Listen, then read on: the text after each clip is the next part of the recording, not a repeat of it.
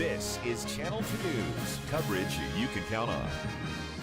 It actually takes months and months of preparation to conduct an election. Yeah, we are now just hours away from opening the polls for Election Day. Campaign 2014 tops Channel 2 News at 5 o'clock. Of course, early voting ended on Friday. Now a whole bunch of volunteers are getting ready for tomorrow, the big day. Good evening, everyone. I'm Wendy DeMonte. I'm Kristen Remington. Thanks for being with us tonight. Places like the Washoe County Registrar of Voters office will be the center of activity, and that is where Adam Varahachaikol joins us now live with the story. First off, Adam, what still needs to be done?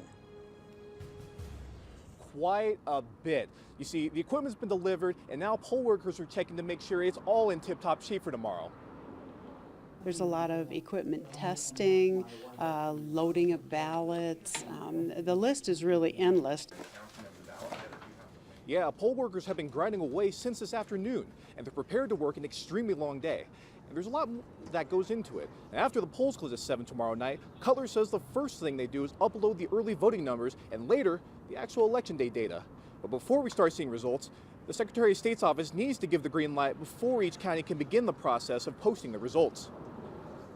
They do that when they have determined that all the voters in the state are finished voting. Now, if you have any questions about tomorrow, like where your polling location's at, call the Washoe County Registrar of Voters office at the number on your screen at 328-3670. And you can also find more information at KTVN.com. Just click on the blue news links button for a link to the Washoe County Registrar of Voters website. Covering Campaign 2014 live, Adam Varahachaikol, Channel 2 News. Yeah, Adam, and boy, there are a lot of eyes on a few of the big races in this election cycle. In all, hundreds of federal, state, and local races will be decided tomorrow, and a handful of those races have garnered a lot of attention and a lot of contentious debate.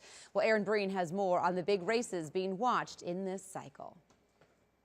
Let's start at the top of the ticket. Since the governor's race actually pits a very popular governor against a list of names that few recognize, all of the attention this time seems to be on the lieutenant governor's race.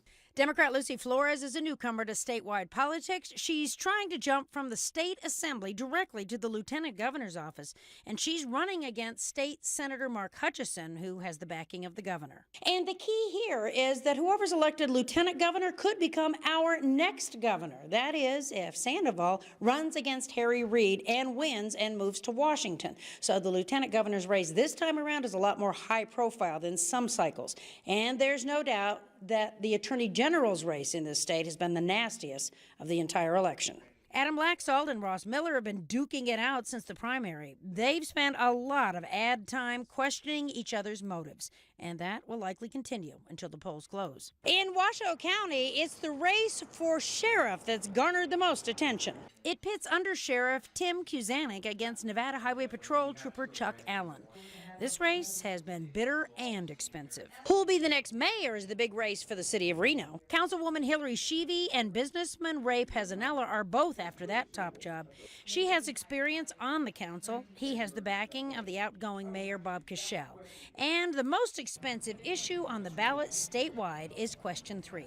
Educators refer to it as the Education Initiative, and the businesses refer to it as the margin tax. Both sides, educators for it and businesses against it, have thrown millions at their campaigns supporting their stance. And you'll be deciding which way those results come in tomorrow. Remember, the polls are open from 7 to 7. Covering Campaign 2014, Aaron Breen, Channel 2 News.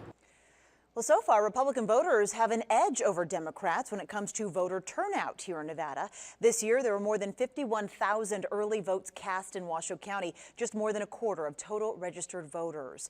Breaking that down by party, take a look here. Almost 28,000 registered Republicans cast their ballots early, about 6,000 more than Democrats. And statewide, the numbers suggest the same thing. Just more than 300,000 votes were cast, again, about a quarter of total registered votes. Out of that, about 136,000 were registered Republicans, while nearly 113,000 were registered Democrats. And Channel 2 News and CBS News will be staying on top of all the races, both locally and across the country, tomorrow night. After Channel 2 News at 5 and 5:30, Scott Pelley will have a national election update at 6. Followed by CBS Evening News and Channel 2 News at 6:30. Then after polls close at 7, CBS News will air an hour of election coverage. We will update the local races twice during that hour.